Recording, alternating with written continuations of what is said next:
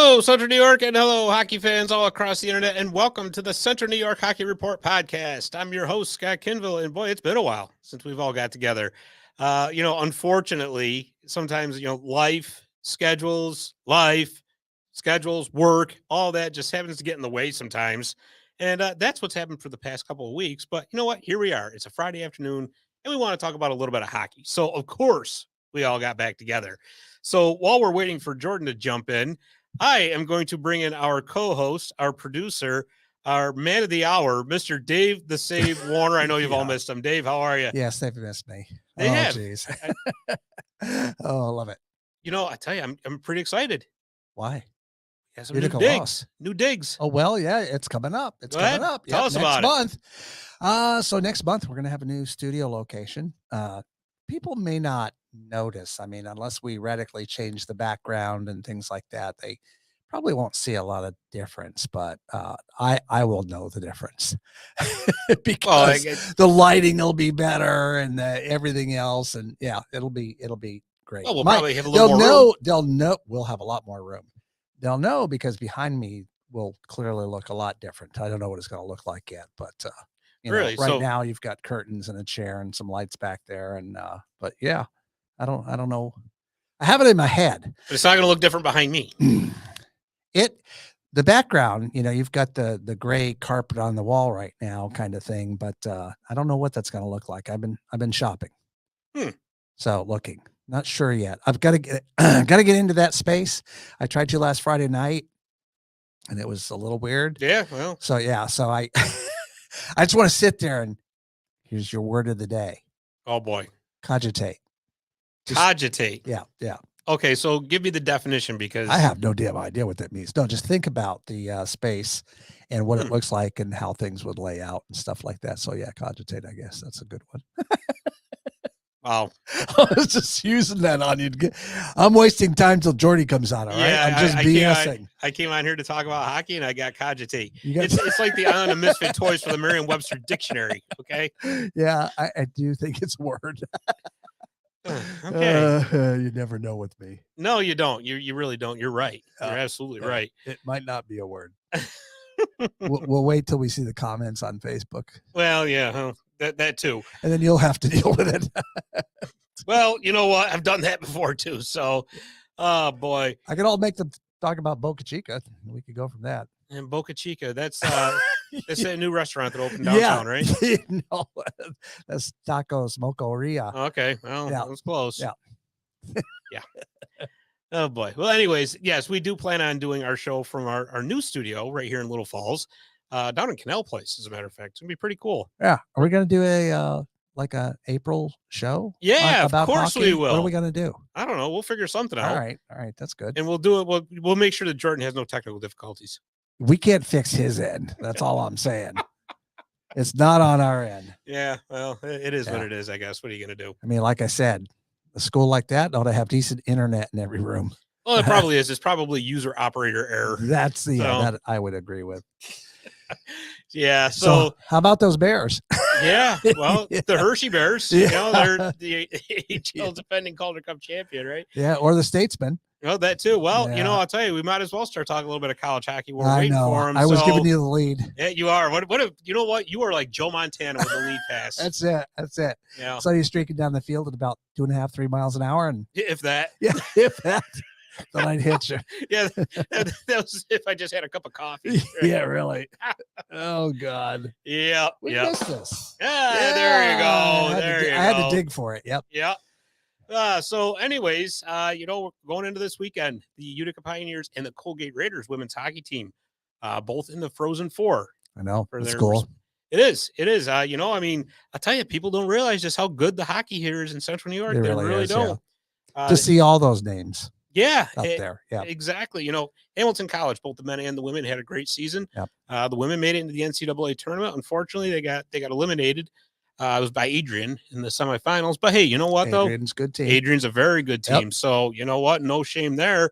And I tell you, the Continentals, they're a team that's on the rise, I think, as far as on the men's side. They looked real good in the NESCAC tournament, and I think you're going to see good things out of them. And I tell you, the Colgate men, oh my Uh, goodness, they were the third seed going into the ECAC and you're talking tournament. hockey instead of basketball too, I right? am. I Yeah, you am. could be talking basketball We right could now. be. It's Yeah. it's a great time to be a Colgate Raider No fan. kidding. I tell you. Yeah, they're that down play- there in Tennessee, ready to play. Yeah, ready to rock and roll. Yep. Go Gate. But yeah, the Colgate Raiders. Just to recap here, they went to the ECAC tournament as the third seed. They hosted St. Lawrence for a best 2 of 3 in the quarterfinals. St. Lawrence was the 7th seed, and St. Lawrence upset them. Take nothing away from St. Lawrence. They played a great couple of games. Their goaltender, Ben Cross, was awesome. I was there for game 1, and he really was the reason that they, kept them in it and ultimately won in double overtime. Boy, that was a surprise too. Yeah, I was there covered that game, and we're like, oh, we're going to overtime. Oh, geez. Nothing's resolved. Yeah. And now I'm starting to think, I'm like, wow, because I got like an hour and 15-minute drive to get home. Yeah, I was going to say, like, and I've got this long drive home. There's got to be somewhere where I get a cup of coffee. Yeah. Right. And they're telling me, they're like, well, Stewart's closes at 11. I'm like, somebody score. Please. I need coffee. So you'll be glad to know, after cutting 3 people off in the parking lot on the way out, I did make it to Stewart's on time to get coffee. Awesome. And I made it home all right. Yeah, so good deal. I'd be worried about finding a bathroom between there and here. Side of the road's fine. Yeah, not at that time of night.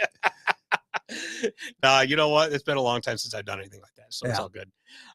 No, but anyways, so Colgate was eliminated there, but Carter Guylander, who was on our old show a couple of years ago, if you recall, he signed his professional contract with the Detroit Red Wings. Oh, nice. He's going to be going out to Grand Rapids of the AHL on what they call a PTO, which is what they generally do when you first come right out of college. What does PTO stand for? Player or professional tryout, and there's also ATOs, which is amateur tryout. It's basically the same thing. I thought PTO was part-time offer. That too. Yeah. But no, they there you go. No, that's generally what they do with players coming out of college, and then eventually he'll sign his entry-level contract. And but no, good for Carter Guylander. Super guy, nice guy. He was, yeah. And just or is. Yeah, still alive. Still, right? oh yeah, still. Jeez. Tough crowd here. You were just waiting to do that. I could get some zingers in. Yeah. It's all good. Yep. It's all right. I understand. So anyways, so Carter's gone. We'll see what happens with Colgate next year, but that'll be next year. Yeah. For now, let's talk this year. And the Utica Pioneers. I tell you, I'm going to preface this by saying nobody, and I mean nobody, including Coach Heenan, expected them to get this far this year. Really? They didn't. They were such a young team this year.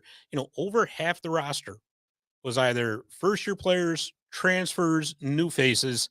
And when you have that much roster turnover, it makes it can make it difficult. Yeah. And of course, the Pioneers and their fan base are so used to the Pioneers just winning all the time. Yep. Rolling through everything, running the table, that, going into the season, it was a little apprehensive, right? Because people were like, oh boy, well, we got all these new players. And they were doing so well. What's going to happen here, right? Yep. And hey, look at that. He's popping in. Well, he's trying. Just in time. He's not in yet. Well, okay. Well, I'll keep talking then. Yeah, keep talking. But no, when you have that many new players on the roster, it makes it very difficult. And there he is, Jordan. What's going on? So, nothing much. Just computer issues as always. We'll bust your chops about that afterwards. Right now, I'm starting to roll here, so I don't want. He's on a roll. Don't mess him up. So, I know how to get Jordy going. Yeah, there you go. Right. Well, it's the little things. Yeah. Anyways, this little thing.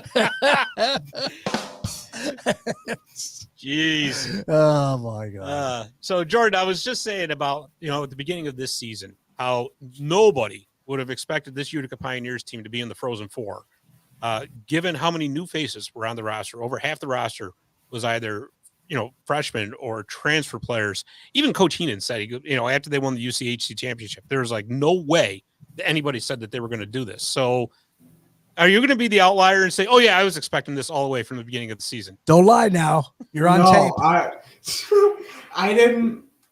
I had no clue they were going to do this, but in hindsight, everything was there because going into the season, you could see the kind of player Gary wants. He's been there. He's recruited that. He's done this for so long. He knows what he wants. He knows who he wants. And you can see that as the season's going on that he got exactly who he wanted. Yeah. Absolutely. And, I do remember in our preview show, the one thing we talked about with this roster was we noticed just how big the roster was. This was Yeah, a team that was not comprised of small players at all. And this was a pioneer team that could play any kind of game that was presented to them.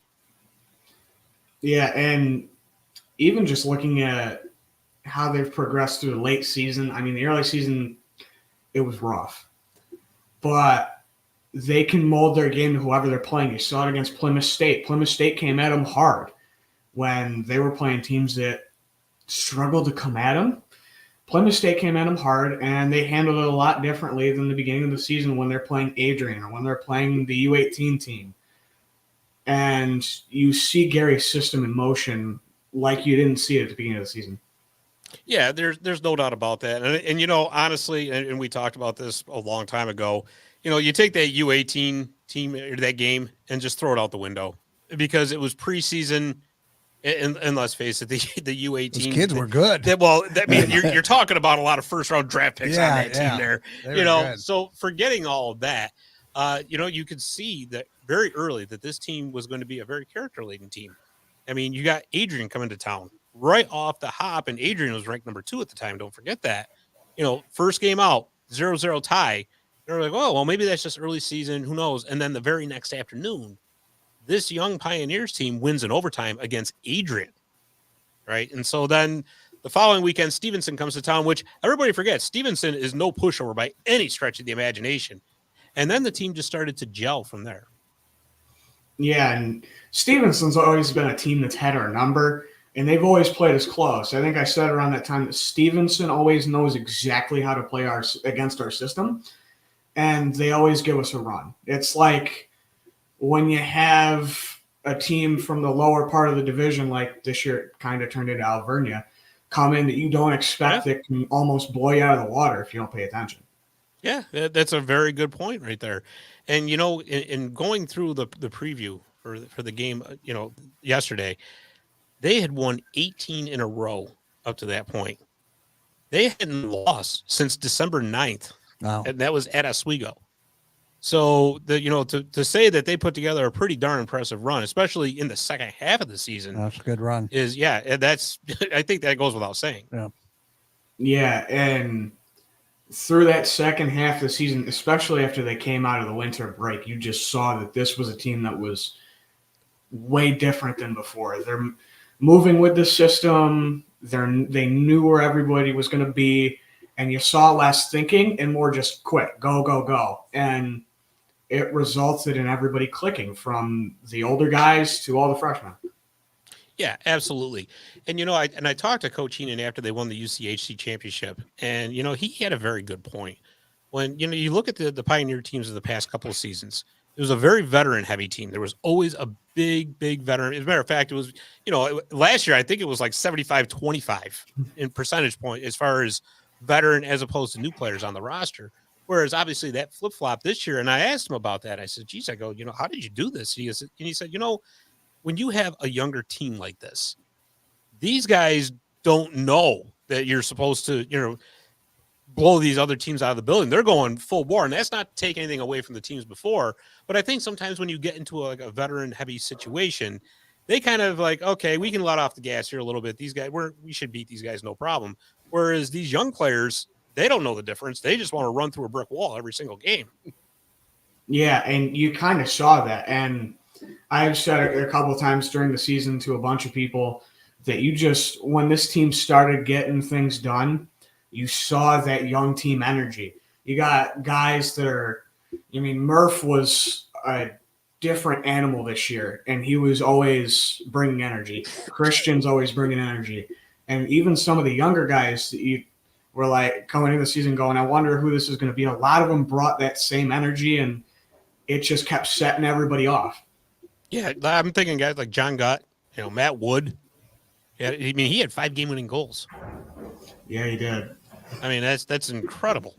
But yeah, overall though, what a team-wide performance. And of course, once they get past the UCHC, it was almost like it was deja vu, right? They get the first round bye, and everybody's saying, "Oh no, not that extra week off again."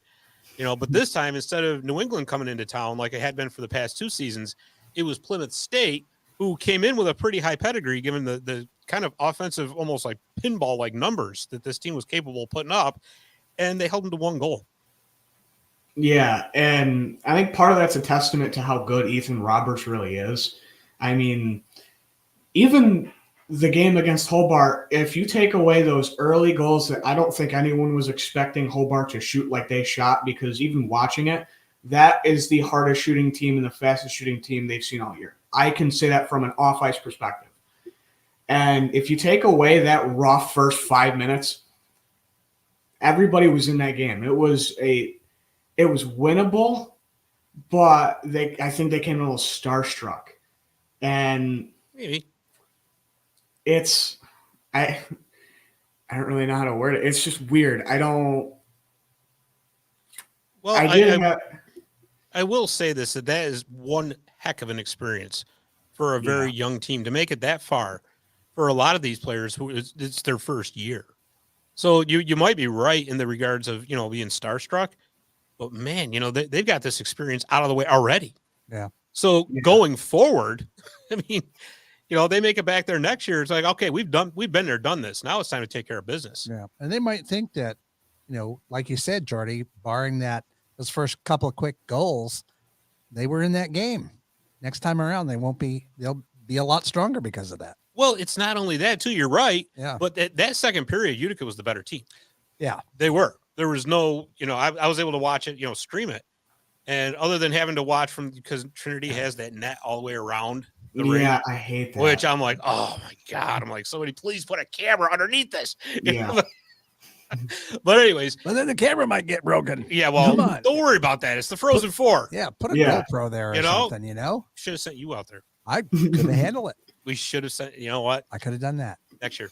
That's it. Next year. Well, we should get a pool going on how many times he's going to hit that button. I will tell you that is now more times than any other show ever. I know. That's the problem with taking a couple weeks off. You had it all built up in him. Oh, well, that and who knows what else. Yeah. God only knows what he's drinking in that coffee for this. Yep. But anyways. It should be wine or something. Yeah. Man.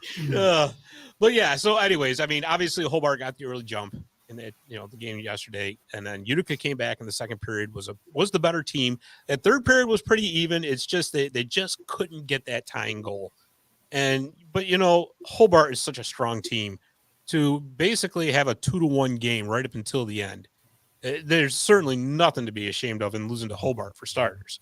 And to keep that game as close as they did, it was really a testament to just how strong this team was this year. Yeah, and even looking at the game before when they played Plymouth State, it's like you said, we were all looking at each other going, is this another UNE? And even Cameron Patton, who's with them now, came in and I'm like, we're getting a former player. I don't like this. But they showed up and they showed out immediately. They were in their element. And they pressured them harder than most teams did to that point, because I feel like they had a very easy late season. No problem. They're moving the puck, they're setting up, and they're taking their shots. And Hobart wouldn't let them do that, and that's burned us in the past, not being able to play our game the last few years. Right. And they were able to mold, unlike some teams have been able to do. And you saw that in the second period, because they came out and they were a team built to just rush, small chance, come back. Another rush, small chance, come back, especially with that, I call it the grinder line, because that's what that was last year, of Murph, Gut, Wood, was built perfectly for that. It almost sounds like a lawyer firm, doesn't it? Murph, Gut, Wood. No, Murph, Gut, and Wood. Yeah. LLP. Yeah, LLP. Right. But there it is again. Yeah, there it is. Baby. But yeah, you're right about that Plymouth State game. I'll tell you, what that Plymouth State game actually kind of reminded me of? The second Rocky Clubber Lane fight in Rocky 3. When Rocky just came flying out of the corner to start the bang, bang, bang, bang, bang. I'm like, oh boy, here we go. Oh, jeez. But yeah, I mean, but overall, what a job in regards to not only molding the young roster, but getting everybody to come together. And Coach Heenan touched on it after the win against Plymouth State. Brian Scoville this guy just deserves so much credit for what he did. You know, he was actually, you know, kind of in the shadows past season or two, you know, behind your Justin Allens, your Jason Dobeys, Connor Fedorks, right? And now he got a chance to shine. Coach said he didn't play the power play at all last year. And now look he led the team as a defenseman, led the team in scoring, shots, plus minus, power play goals, you name it, he led. Yeah, and for the last couple of years, I've kind of noted like Scoville's in the back, but I was like, he can be really good. And you put him on a line with Barr, who is at first more of I feel like an offensively weighted defenseman, and then he's kind of molded into a two-way guy, Sure. can play both sides. And I'm just watching Scoville throughout the season, even early on. You know, as soon as that stick went up on the power play, you're going, well, he's getting the puck. It's going to be on net, and it's going to go in. And it's going to come in at about 200 miles an hour, too. Yeah. Every time somebody got hit, whether it was one of our guys or not, I'm going, I almost feel for that guy. Good way to put it. Very good way. Yeah. So, yeah, I mean, and it'll be interesting to see because I think, correct me if I'm wrong, but next season, I believe, is the last one where players can use a fifth year if they so choose because of the whole COVID adjustment thing. Yeah. I think that is. And if that's the case, So. I wonder, you know, who's going to, because really looking at this roster, I think there's only like 5 senior/graduate students. So there's not going to be a lot of movement on this roster. Now, what could move is very significant. Obviously, Scoville, Jacob Rowe is a senior. Let's see, I'm just going through it now. Dante Spagnuolo, you know, he's a graduate student. So, you know, he's gone. Christian Acosta, he's a graduate student. So he's gone. And Kimball Johnson is a senior as well. But other than that, everybody is still eligible for at least one more year. And I mean, if not more, in the case half the roster, but still, this is they're set up for success. Yeah, and you look at Gary's found those lines already and who works well, because that's what a lot of the season was chemistry issues with finding who works with who. So now you kind of know what your first line's going to be, having Vitale and Morse on the sides of Brolt, having Herrera line up with Vladdy and ADR, and like your gut Murph Wood line. Those are going to stay pretty much the same. There's not much change. Your defense will have to shift a little bit, and you're not losing any goalie depth. So they're built very well. Yeah, they are. They really are. And, you know, all the way through, because if you look, you know, in goal, I mean, Ethan Roberts, you know, he's a sophomore. He transferred in from St. Thomas last year. Brian Landsberger, who I think deserves a lot more credit for this season than he got, to be perfectly honest with you.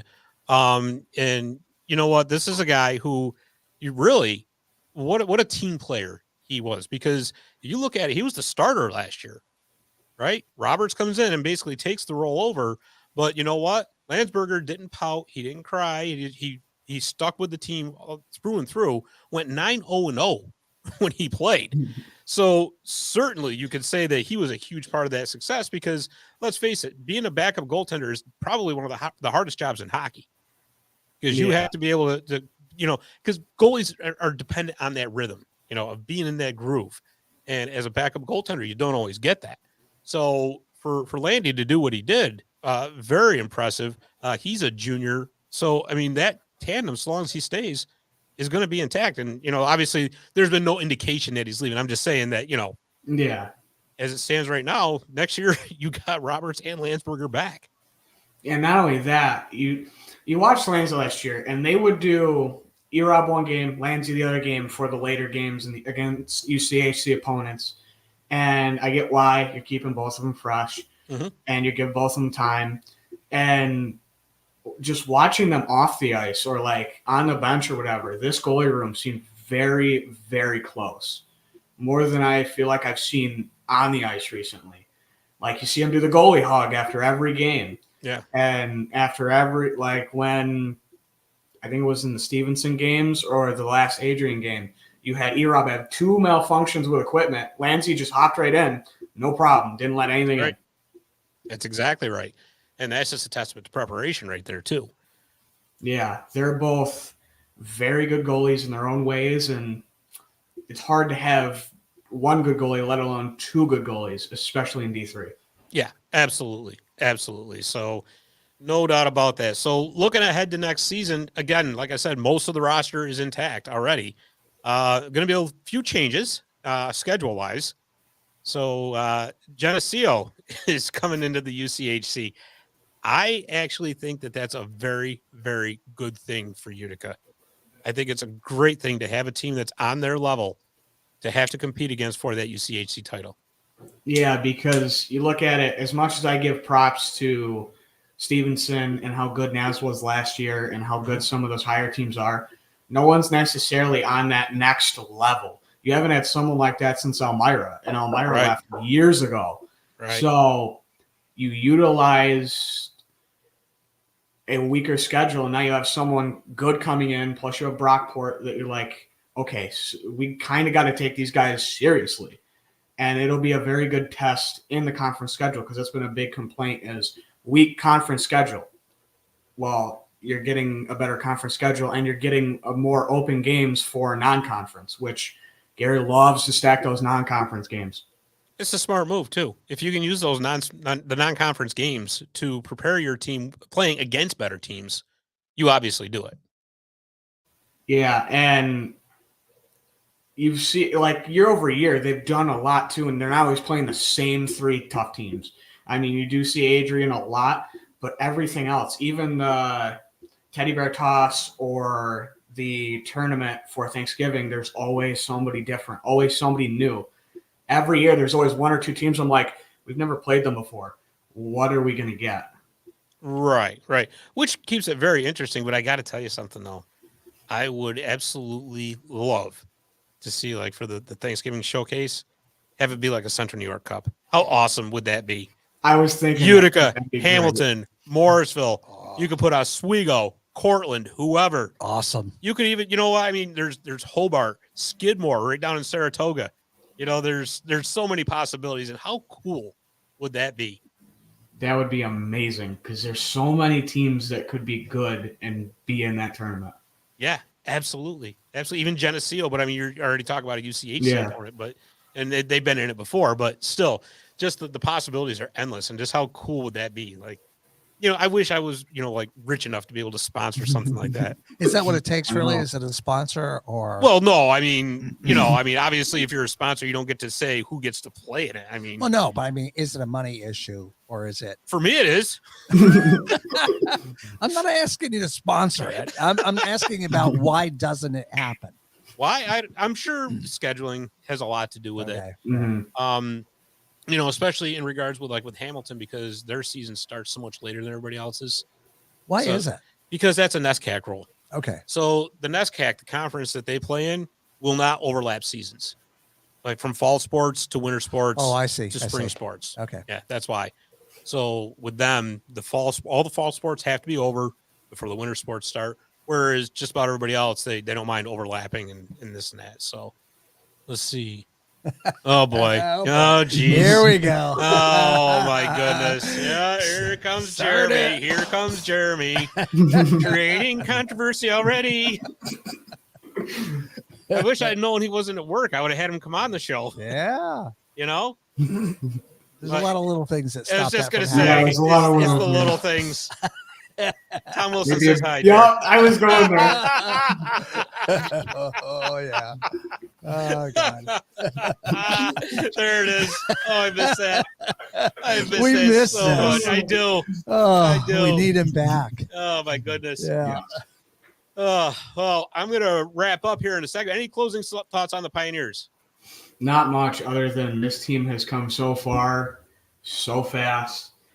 And as much as I love this team, I hate to see Christian Spagnuolo and any other guys go because that watching him the last Plymouth game come out and do one last little lap reminded me of last year, and I went, "Oh no, I don't, I can't see that." Yeah, that's the tough part about college hockey. You Yeah. know eventually they're going to go. And Jerry, you're right. Cannot wait for next season. Absolutely agree. So before we go though, I do want to give a quick rundown here for the Colgate Raiders women's hockey team, who are also in the Frozen Four. We were talking about that before you got here, Jordy. They're out in Durham, North Carolina. They're playing tonight against the defending national champion Wisconsin Badgers. Number 3 against number 2. Very tough game. let's not little Badgers are little bastards, aren't they? Well, yeah, boy, especially if you corner them. But but no, this is going to be an interesting rematch because if you recall, it was Wisconsin that knocked off Colgate in the NCAA's last season. Yeah, I remember that. So, this is going to be good. And I'll tell you, it's funny with Colgate. They're almost the polar opposite of Utica, whereas they're a very veteran-heavy team. So I won't say that this is their last kick of the can because it's far from it, because even though they have a lot of veterans, that Colgate team is stacked from top to bottom. Yeah. So I'm sure that, but I'm just saying that for players like Danielle Sardachny, Sydney Bard, New Hartford native Sydney Bard, this is her, last hurrah right here. She's a graduate student. Different team though than last year. Better. You know what? They're a little bit more dynamic if that's possible. Yeah. Sydney Morrill, who was a transfer from Ohio State, real defender, she has added a whole new game. I mean, let's put it this way: that Raider defense core was loaded to begin with. Yeah. Between Bard, Allison Simpson, and then all of a sudden here comes Sydney Morrill, and she led the defenders in scoring. Wow. So, and if you watch her, what a skater! Just a very smooth skater, phenomenal at breakouts. So it just adds a whole new dimension to not only 5-on-5 play, but the power play especially. But like I said, now you're into the nitty gritty. Wisconsin tonight, and if they win, they will play the winner of the Ohio State Clarkson game on Sunday. So this is the final weekend for college hockey here in Central New York. This is it. Yep. I mean, it's almost doesn't seem possible. We've been talking about college hockey in Central New York since September. That's when Colgate started, right? So, yeah, I mean, it's just too bad. I mean, I obviously I couldn't go out to Hartford, couldn't go out to Durham. I wish I could have, but being an adult and work commitments kind of prevented that. I got to retire. I told you. I gotta do this for fun, right? This is work. Oh my goodness. But anyways, but no, best of luck to the Raiders because, like I said, in putting together their run, and by the way, they won their 4th consecutive ECAC title, and with as much of a powerhouse conference as that is no easy task to do at all.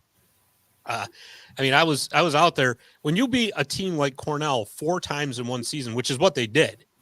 It's incredible because they beat Cornell in the ECAC tournament, and then they faced them again in the quarterfinals of the NCAA tournament. Cornell is number 6 in the nation, by the way, folks, and they beat them 4 times this season. Yes.